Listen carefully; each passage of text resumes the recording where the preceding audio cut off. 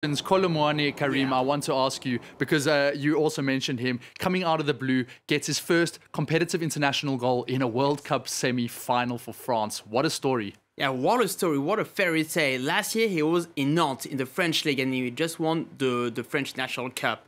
But that's just incredible. Third game with the French senior national team and he get into the pitch minute 78.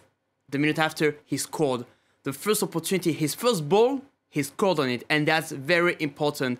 And what a cold blood he has, because he was in front of the net. But at that level, in a semi-final of the World Cup, no emotions, just clinical, as Selena said just a minute ago. So that was great. He played in Nantes. Now he's in Eintracht Frankfurt, so in the Bundesliga. But he's not the most famous strikers for the moment. But I think from tonight on, people will hear about that, because before the World Cup, that was like the surprise guest in this Didier Deschamps squad, but he proved why he was there. He only came in after an injury to who was it? It was Benzema or Kolo Muani? Nkunku, I think, yeah. Nkunku. Yeah, after Nkunku's injury, yeah. Leipzig and Frankfurt, a little German connection there, but ultimately doing a magnificent job. And just in terms of those midfielders who were, actually the players who were absent for France, a quick one.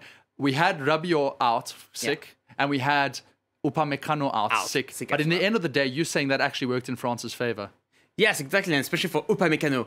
I'm not a huge fan of Bayt Upamecano, to be honest. So I was happy to see Ibrahima connected tonight, because I think he's more solid than Upamecano. For Rabiot, that was another story, because they put in Youssouf Fofana, who has less experience than Rabiot. And we saw it from time to time into this game. But that was enough for tonight. I hope that Rabiot will come back on Sunday against Argentina, because we will need a strong midfield, and that wasn't always the case in this semi-final against Morocco. So Rabiot's absence shows that he is quite important into this French system. There were a few moments where the Moroccans seemed to catch out that French midfield. And now I want to cross back live to Doha now with our sports editor, Simon Harding, to discuss those Moroccan tactics and how the nearly men of the World Cup, they were just so close, they didn't quite get it, Walid Regragui's men. Simon, in terms of the tactical setup, was it the correct approach from Regragui into this match? Well, if you look at the evidence, you have to say no, because he was forced into making a very early substitution after barely 10 minutes with Romain Saïss not fit enough to play. It's a wasted substitution, and Amala coming on to bolden the midfield. But the problem was Morocco were already a goal down. Apart from that, what criticism can you have really for Walid Regragui? He's got it absolutely spot on time and time again throughout the competition. But just at the vital time, his team were just unable to break a resilient France. France with their first clean sheet of the tournament. Morocco haven't really been scoring too many goals throughout the competition, and they didn't score one today. Their final ball was poor. Youssef El-Nesyri came up a little bit short, and had he not come up short, you know, he touched 3 balls in the entire game. I think that since 1962 that an outfield player who's played over 45 minutes has touched less balls than Youssef El-Nesyri. So Morocco going forwards needs a striker, that's for certain.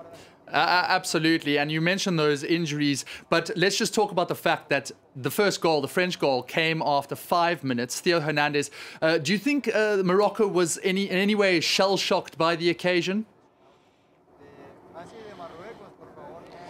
Well, I think it goes without saying when your only goal that you've conceded is an own goal, and then you concede after just 5 minutes in the most important match of your history. But the problem is that every single France goal came from a Moroccan mistake. First, the defender dives into the ball and he's beaten, and then it leads to Mbappe squaring the ball to Theo Hernandez. The second ball, or Mbappe, brilliant skill, but you're thinking 3 Moroccan players have got to find a way to stop him, just no matter how good Mbappe was, and he was kept quiet for most of the match by Hakimi. So shell-shocked is one thing, but then you look at the reaction, and the reaction was perfect. So they came up and did exactly what they had to do. It was just that one step too far for Morocco, who didn't have that attacking zip in their game. They've not had it throughout the tournament. The only game they really won where they had that free-flowing football was against Belgium, and a poor Belgium side that had to score goals and had to win. So you have the best of both worlds in this game. There was